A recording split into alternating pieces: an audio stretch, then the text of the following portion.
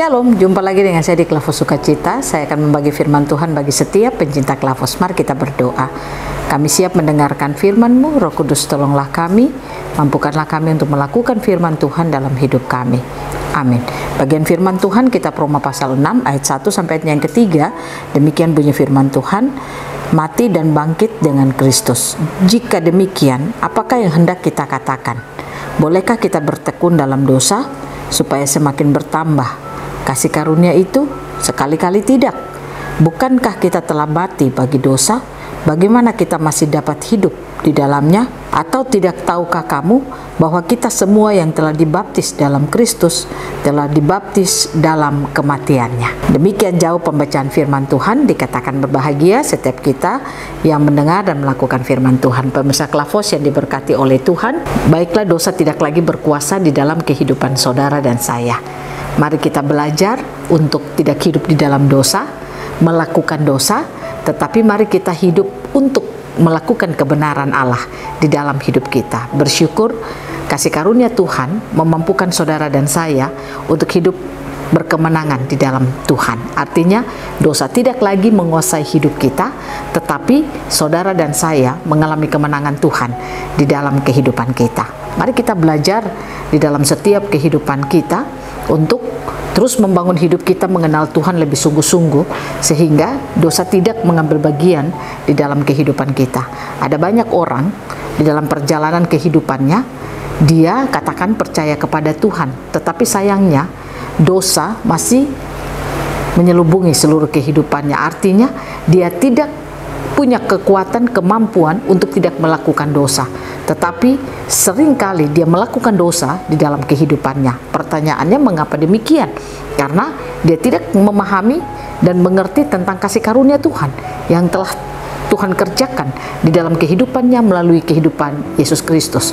Kalau firman Tuhan berkata, atau tidak tahukah kamu bahwa kita semua yang telah dibaptis dalam Kristus telah dibaptis juga dalam kematiannya. Artinya saudara dan saya harus tahu bahwa kematian Kristus membuat kehidupan saudara dan saya telah mengalami kematian di dalam kehidupan kita. Artinya daging kita mengalami kematian. Itu berarti dosa tidak lagi menguasai kehidupan saudara dan saya. Kalau Alkitab berkata bahwa tidak tahukah kamu bahwa kita semua telah dibaptis dalam Kristus. Dibaptis dalam Kristus artinya ditenggelamkan dalam kehidupan Kristus. Nah, oleh karena itu saudara dan saya yang mengalami kehidupan yang sudah ditenggelamkan di dalam kehidupan Kristus, apa yang dikaryakan oleh Kristus, yang dilakukan oleh Kristus, itulah kehidupan saudara dan saya. Kalau Kristus itu sudah mengalami kematian, artinya dia sudah mati di kayu salib dan dia bangkit membawa kemenangan, itu pertanda kehidupan saudara dan saya pun demikian. Kita mengalami kematian di dalam kedagingan kita, dan kita mengalami kemenangan atau kebangkitan di dalam kehidupan roh kita. Kita menjadi ciptaan baru. Nah, oleh karena itu, apakah dengan kehidupan yang telah Tuhan karyakan di dalam hidup saudara dan saya lewat Yesus Kristus, apakah membuat saudara dan saya akan terus hidup tekun di dalam dosa? Sudah pastikan tidak. Saudara dan saya tidak boleh lagi melakukan dosa di dalam hidup kita. Tetapi yang harus kita lakukan adalah apa yang diinginkan oleh Tuhan, yaitu hidup dalam kebenaran, melakukan kebenaran di sepanjang perjalanan hidup kita. Nah, oleh karena itu, bangun kesadaran saudara akan karya Yesus Kristus yang adalah sebagai kasih karunia yang diberikan bagi saudara dan saya. Pastikan untuk apa Yesus lahir, untuk apa dia berkarya 33,5 tahun di bumi, untuk apa dia mati di kayu salib, untuk apa dia bangkit, dan untuk apa dia naik ke surga. Pastikan itu tersingkap bagi setiap hidup kita. Mengapa?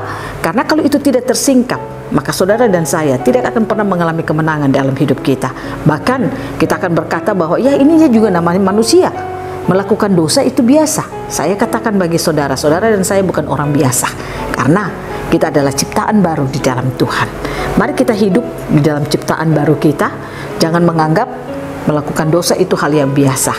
Ingat, selagi dosa itu masih ada di dalam hidupmu, engkau tidak akan pernah mengalami kemenangan di dalam Tuhan. Karena maut menjadi bagian kehidupanmu. Belajarlah untuk terus hidup dalam kebenaran. Bangun kesadaran saudara tentang kasih karunia Tuhan yang bekerja hebat dalam hidup kita, sehingga itu akan membuat kita semakin hidup sungguh-sungguh kepada Tuhan, artinya mau mengenal Tuhan dengan baik dan benar, dan membuat kita semakin cinta akan Tuhan di dalam hidup kita. Biarlah Roh Kudus menolong kita, memampukan kita menjalani hari-hari hidup kita ke depan dengan situasi keadaan yang mungkin tidak semakin membaik bagi kita, tetapi bangun hidup kita terus sungguh-sungguh kepada Tuhan, karena kasih karunia Tuhan memampukan saudara dan saya untuk hidup berkemenangan di tengah-tengah dunia ini. Kenali kasih karunia Tuhan dan hiduplah di dalamnya.